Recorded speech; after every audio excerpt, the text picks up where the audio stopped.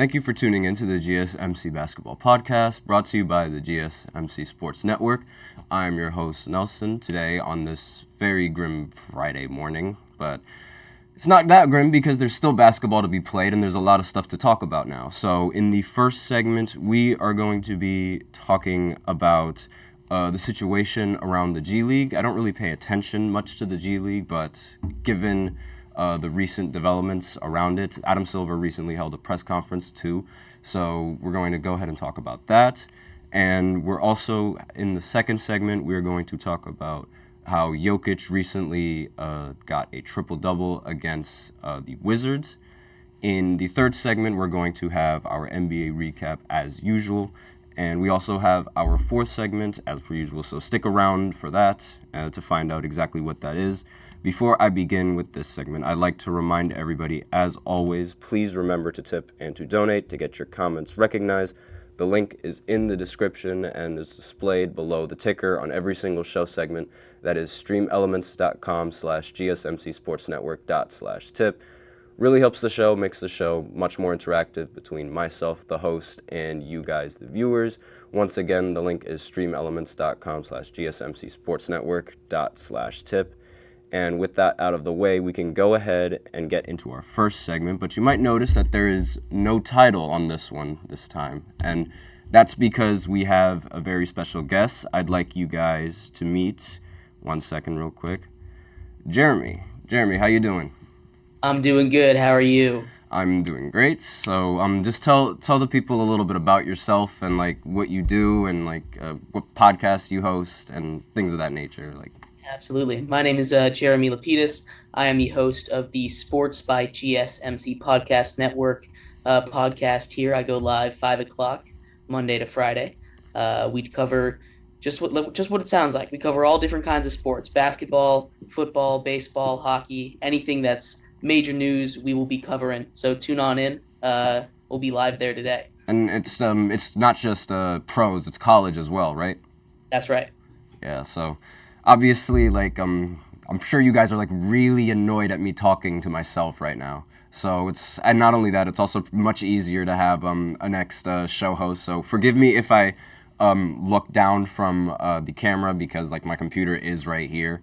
So let's get into the first segment. So basically, the G League is Adam Silver in a recent in a recent press conference, he was talking about the G League and how at first it was meant to be a league where it allowed young people like at around 18, 19, 20, and 21 to do things that they were unable to do at the college level in the NCAA, because up until now, college players were unable to make money, they were unable to have agents, and they were unable to make decisions that like a lot of players felt that like it was their right to make those decisions, and they also were unable to sign endorsement deals. Now that that's sort of changed, Adam Silver has sort of seen like he doesn't really see it much of a reason for the G League to sort of be around now that the NCAA has implemented NIL deals. Since you specialize more in college, why don't you go ahead and talk about that, Jeremy? Or like what you think about it. Yeah, so we're talking about NIL and how the G League, the main focus obviously had that G League Ignite team pop up recently with a couple of stars that got drafted. You talk about Scoot Henderson going number 2 or 3 overall in this last draft. But with the NIL, that kind of incentive to skip college and get paid goes away a little bit. Now, it doesn't go away entirely, because NIL money, it's not guaranteed to everyone, whereas if you were to go to the G League, you will get paid. Everyone's going to get paid in the G League. So it's not as if it goes away entirely, but it takes away a lot of the incentive for these huge megastars to go and skip college. Okay, so do you think that, like, could you see these, like, NIL deals and the G League, like, still being a thing in the future? Absolutely. Yeah. Really? We talk. Yeah, you talk about how NIL affects it, and it does, because they're getting paid to be in college. but that salary as opposed to getting paid for advertisements. And some people just would rather not go to school. Like it's personal preference. There's absolutely a world where this can exist, and there's still legislation being worked on and passed and put through all these federal and state law books that are still figuring out how to deal with NIL. So until something is officially in there about how NIL is going to deal with, it's probably going to get more and more restricted. So there's absolutely a world in which the G League and NIL can coexist. I mean, like, because it's sort of like, it sort of sounds a little bit odd just because, like, I mean, it doesn't really make, to me, like, at least, like, from where I'm standing personally, like, it doesn't really make much sense because, like, you would end up in the G League, right, but, like, and you'd end up making money there, but at the same time, like, if you were to stay in college and not only would you get, like, the education that you have, like, you'd also end up getting you could also end up getting like these endorsement deals. You can be in commercials. We see it all the time with like Caitlin Clark, and we see it all the time with like all these other NCAA women basketball players that are just, and NCAA athletes that are now like being talked about more on the media. So and not only that, now that they're like getting paid and like getting this kind of attention, I sort of feel like what's the point in like what's the point of like being in the G League, because like no one really talks about it. Like they're talking about NCAA more. So that's sort of like Right. that's sort of like where I stand. What do you think about that? Right, and I see your point. That's absolutely one side of the coin, but the other side of the coin is you're bringing up names like Caitlin Clark. These are the 1% of the 1% of these athletes that are already the 1% of people. You know, uh, you you have to be, and you. It's not an option because for me, I go to school, smaller school, James Madison. We've had a lot of success in college in a lot of places, but no one here is making NIL money. They've started an NIL collective, and we have some really, really, really great players, but no one is making NIL money. No one is Caitlin Clark, this national megastar here at JMU. Not even any endorsements? Like No, there's some smaller stuff, but it's not going to compare to what you're getting in the G League. So unless you are Caitlin Clark or you are Caleb Williams getting these deals with uh, all these massive corporations, it's not really NIL's not going to make that big a difference because it's not salary for everyone. It's just for that 1% of the 1% of the athletes.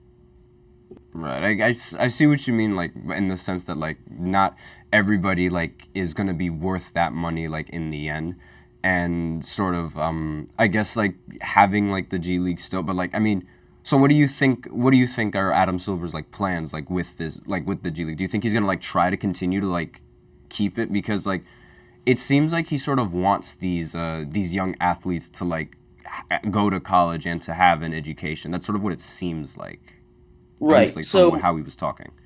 as far as the G League itself, I think that'll be fine. I think the G League itself is kind of important. There's these NBA players that they'll get drafted and they're just not ready for the NBA roster. And that doesn't mean that they can't develop into that. And the G League is a nice spot for that. It's nice to have a minor league, for lack of a better term, that the G League kind of is. It's a nice little thing to have. And I think every sport should have something like it. But as far as a team like G League Ignite, that is where I could see changes made. I can see that going away because I'm sure Adam Silver, uh, you know, you're right. He does want people to go to school. I'm sure he wants these kids to have the best Especially for like that. now that like they can't really grab kids straight out of high school anymore. Right. So, I think what if we're going to see a change, and I think there will be a change eventually. I don't think the G League's going away.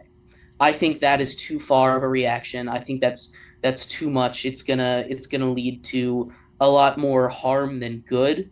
Having the G League doesn't really hurt anyone. It can only help. But as far as recruiting people out of high school, that's where it might change. That's where it might stop.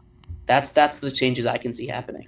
Right. I mean, like it's a again, it's a little. We'll have to see like how this like ends up going, and like how many people decide to go the collegiate route as opposed to the G League route, because like, I mean, You think it's easier to like make the NBA from G League to like from G League all the way to the NBA, or from college to the NBA? I mean, like, what are I your thoughts on that? I think there's a lot of benefits to the G League because you are in that culture. You're in that NBA culture already, right? You have all these connections with the actual NBA teams, with NBA coaches, stars, and NBA players. Some guys that played right now or are up and down from the G League. There's a lot of benefits to that. You get real experience with that sort of stuff. But the same can be said about college, and it's a different kind of experience. College provides education first and foremost for these athletes, um, and then they also get a bigger fan base. So it's going to be one of those things that it's personal preference for the athletes. There's a lot of pros and cons to both. I know Which one would you do? me personally, I prefer to go to college. You get that ability to play in a tournament like March Madness that's coming up. If you're that good, if you are on the G League radar, you're probably getting recruited by these blue blood schools. Duke, UNC, Kansas, all these schools that have a history of success. And you could, if you are that good of a player, me personally, I would love to join that historic uh, program and play for them, even if it's just for a year. Right. Um, It's a but little bit more difficult like when you're a role player, and to like establish like the role of a role player, like going from G League all the way to like the NBA, because I don't like, I mean, I don't really watch like that many G League games. I watch a lot more like NCAA games than I do and than I do with the NBA, but like do watch NBA, but it's like more than the G League. And so like it's sort of like, I feel like the coaches like from college, I don't know what it is, but like their that play style around college is sort of like, it benefits a lot of these players in the NBA right now, given how like there's a lot of role players that like they have to sort of adjust whenever they're jumping from like team to team, and that right, happens like all the time. So college, like, given how a lot of those big programs, they have a lot of stars, you have to share the ball. They teach you that a little bit early. And you mentioned NBA culture, and like you're already surrounded in that NBA culture. The NBA culture is like strictly isolation most of the time. And it's like, how do you, like, I feel like maybe college, like, it better prepares them. But then again, like, I mean, experience is experience whatsoever, regardless of what it is. But like, right. what do you think about that? You're right. It's a completely different sport when you're watching college basketball and basketball. And for those who don't watch both a lot, you might look at me like I'm crazy for saying that. But you mentioned a lot of the differences. NBA is a lot more ISO ball, and college basketball is a lot more, all together team chemistry, uh, work together. It's why Jalen Brunson, Josh Hart, and DiVincenzo are so good on the Knicks. Right. And it's the same reason why some college stars aren't going to translate to the NBA. You have a guy like Zach Edey on Purdue, 7 foot tall. He's been dominating the college game for 3 years now, And he got and owned no by a one's New Jersey team. Yeah, but no love one's that. looking at him seriously for the NBA. Like he might get a second round pick maybe, but no one's for being such an elite college player. It's a completely different game in the NBA, and they can tell there's players that are better for college and there's players that are better for the NBA. So it depends a lot on your skill set, uh, what you want to do, because it is a completely different game and how it's played. There's a lot of valuable lessons to be learned in both. Right. How do you, and this also like didn't get mentioned. There's also the option to going international. Now, how do you think that favors? Because like, I mean, international and like that, the Euro League. I mean, Luka Doncic. I mean, that's all I gotta say about that. Luka Doncic came from there. Like they started like such a young age at since 15, 16, and they're playing against grown men from that age. So the transition is going to be is almost seamless half the time. Right, And and that's a lot of the positives that you get out of the G League, right? You get that kind of professional mentality, And you have a lot of the best players in the NBA today coming out of the European leagues. You know, Jokic, Wemby, Giannis, Luka, obviously, all these guys coming from overseas. There's a lot of that, but it's going to be hard to attract people from the US to run overseas, especially kids. You know, there's different basketball mentalities, right? And we kind of covered that a little bit with the different aspects of the college and NBA game. But as much as it's that, you know, these are also kids with parents and families that are all living here, and it's going to be hard to convince your family unless they dedicate their entire life around your basketball to send you overseas to another country. I know if I was a parent of a kid, LeVar Ball did that once. well, LeVar, that's you know that's a different situation. The Ball family was something else. Hey, LeVar was a great father. Like I stand by that. No, you're right. He was very supportive of his kids, and I'm all for that. But me as a father, if I had a kid that was at that level, international would be the last on my list. Like I would hate to send my kid overseas just because I wouldn't be able to see them, you know. And there's a family aspect to this because these are kids after all. So it's easier for the guys that are actually living over there to do it. All right, There's so lots of with that we are out of time for this first segment. I got to be like sensitive with it because of like the Zoom timing and stuff like that. So we're going to go ahead and break into our second segment where we're going to talk about Nikola Jokic and whether or not he's Mr. Triple Double. So I'll see you guys after. We'll see you guys. My bad. I'm used to saying I instead of we now. After this short break.